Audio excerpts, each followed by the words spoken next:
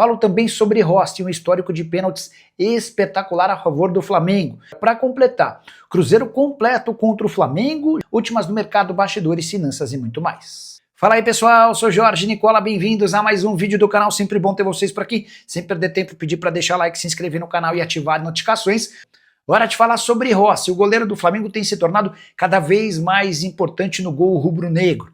Na vitória por 2-1 contra o Corinthians, ele pegou mais um pênalti e se há uma situação em que ele é muito bom é em cobranças de pênalti. Desde que foi contratado pelo Flamengo, 21 cobranças já foram feitas e dessas 21 ele pegou 8 e ainda teve uma bola na trave. Isso significa que 43% das cobranças de pênalti contra o Rossi não entraram, é quase o equivalente a um pênalti desperdiçado a cada 2 cobranças. Excelente aproveitamento do Rossi, que tem uma característica na hora de defender pênaltis, ele costuma cair mais para o lado direito do que para o lado esquerdo. Foi para o lado direito que ele conseguiu defender a cavadinha de Yuri Alberto nesse domingo, na Neoquímica Arena. O atacante do Corinthians quis cavar, Rossi já havia caído, mas acabou por fazer a defesa sentado. Só para completar, em relação ao Rossi, goleiro que mais pegou pênaltis nas últimas edições do Campeonato Brasileiro, dos últimos 6 pênaltis cobrados contra o Rossi em Campeonato Brasileiro, 5 foram defendidos, estou somando a edição passada e atual. Nessa temporada de Campeonato Brasileiro são 3 pênaltis defendidos e nenhum outro goleiro que pegou tantos pênaltis quanto ele, Walter do Mirassol e Ronaldo do Bahia, tem 2 pênaltis defendidos cada um. Bora falar agora sobre o Cruzeiro, que terá o time completo para o confronto contra o Flamengo, partida absolutamente decisiva da próxima quinta-feira, 20h30 no Maracanã. E essa informação é importante porque além do duelo do primeiro contra o segundo colocado, havia o risco muito grande de o Cruzeiro perder peças. Eram 9 pendurados para o jogo contra o Vasco da Gama, 8 jogadores de linha, além do técnico Leonardo Jardim, todo mundo passou ileso, apesar da derrota por 2-0 em São Januário. Caio Jorge, Matheus Pereira, Fabrício Bruno, Cássio, Lucas Romero, Wanderson, Matheus Henrique e Wallace não levaram cartão amarelo, assim como Leonardo Jardim. Vidalba e Gabigol, que cumpriram suspensão no jogo no Rio de Janeiro, também ficam à disposição para a partida no Maracanã, que reúne o primeiro colocado, o Flamengo, com 54 pontos, o segundo colocado, o Cruzeiro, com 50. São 4 pontos de vantagem para o Fla, com uma observação importante: o Flamengo tem um jogo a menos do que o Cruzeiro. Isso significa que se o Cruzeiro perder para o Flamengo, praticamente dá adeus ao título do Campeonato Brasileiro. Se vencer, se recoloca na disputa, com boas chances de brigar até o fim da competição. Use o espaço para comentário para já deixar seu palpite para a partida da próxima quinta-feira, beleza? Hora de falar sobre o Corinthians, que tem se tornado cada vez mais freguês do Flamengo. Mesmo numa partida em que o Corinthians jogou bem, e muito bem no primeiro tempo, o Timão saiu derrotado por 2-1 para o Flamengo na noite desse domingo na Neoquímica Arena. Retrospecto do Timão em seu estádio contra o Fla é ruim. São 2 vitórias, 4 empates e 5 derrotas, só 30% de aproveitamento dos pontos. Importante registrar que o Yuri Alberto marca o primeiro gol na partida contra o Flamengo nesse domingo, depois de perder um pênalti por cavadinha e desperdiçar pelo menos 3 chances cara a cara com o goleiro Rossi. O primeiro tempo do Corinthians foi primoroso, muito melhor do que o do Flamengo. O rubro-negro melhorou na etapa final, especialmente depois do gol que abriu o placar a favor do Corinthians. O Arrascaeta fez 1-1 num golaço, boa jogada tramada pelos atacantes rubro-negros, e o gol da vitória saiu dos pés de Luiz Araújo. Vitória por 2-1 que foi perfeita para o Flamengo, especialmente por conta da rodada. Todos os adversários diretos do Fla perderam. Cruzeiro, Palmeiras, Mirassol e Botafogo perderam na rodada. O Flamengo foi o único dos 5 primeiros que saiu com 3 pontos. Já o Corinthians acabou perdendo 2 posições. Ele era o 10º colocado, acabou caindo para o 12º lugar, hoje com 29 pontos conquistados. Dorival Júnior, na entrevista pós-jogo, perguntou se o time dele é mal treinado, e o Dorival ficou bem chateado, perguntando se o repórter não havia assistido ao primeiro tempo. Jogo contra o Fla, que registrou 40.296 pagantes para uma renda de 3 milhões de reais. Quero falar agora sobre John Arias. Que história é essa de que o meio atacante colombiano, ex-fluminense, pode virar reforço do Flamengo na próxima temporada? Especulação que surgiu durante o final de semana. Se você fizer uma busca no Google, vai encontrar pelo menos 4 ou 5 portais fazendo referência a essa possibilidade.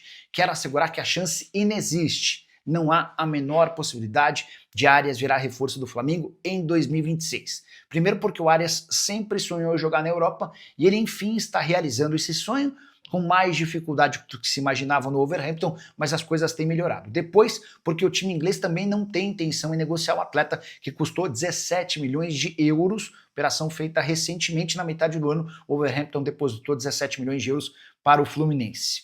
Nos 6 primeiros jogos do Arias na Inglaterra, em 3 ele foi titular, em outros 3 foi reserva, mas coisa deu uma melhorada nos 2 últimos jogos. Ele participa de uma partida da Liga Inglesa, da Copa da Liga Inglesa para ser mais específico, e é titular, deixa boa impressão. No jogo contra o Tottenham no final de semana, em que o Wolverhampton conseguiu um empate fora de casa, outra vez o Arias como titular e deixando boa impressão.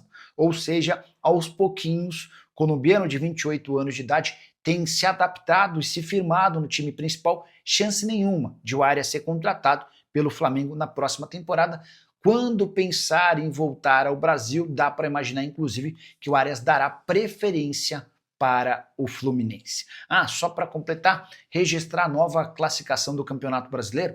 O Flamengo é líder com 54 pontos, o Cruzeiro tem 50, Palmeiras 49 e o Mirassol 42. Rodada perfeita para o Fla, somente ele venceu entre seus principais perseguidores. Flamengo que tem um jogo a menos do que o Cruzeiro e um jogo a mais do que o Palmeiras. Nicola, notícias dos direitos de transmissão dos times da Liga.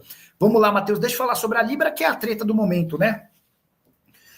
No ano passado, 9 times que integram a Série A assinaram um contrato com a Libra que prevê uma divisão mais igual da grana. O bolo, até a temporada passada, era muito diferente a favor do Flamengo e do Corinthians. Esses times tinham, especialmente por conta do pay-per-view, muito mais dinheiro do que os outros. Até porque Corinthians e Flamengo tinham um mínimo garantido no pay-per-view. A Libra e a LFU vieram para diminuir essa distância. Só que o contrato que foi assinado no ano passado pelo Flamengo foi assinado pelo Rodolfo Landim. E o novo presidente do Fla é o BAP. E desde o princípio o BAP deixou bem claro o seu descontentamento para com essa assinatura. Segundo o BAP, o Flamengo perde cerca de 100 milhões de reais por ano. E desde o início da temporada o BAP tem tentado mudar as condições do negócio. Os outros clubes dizem, não tem a menor condição, você é presidente de um clube que tinha um antecessor e esse cara assinou o contrato. Não dá para rasgar o contrato. Pois bem, nessa semana o Flamengo foi à Justiça e conseguiu bloquear o pagamento da remessa da Libra, que seria feito aos 9 times que integram a Série A, referentes ao mês de setembro. Tá?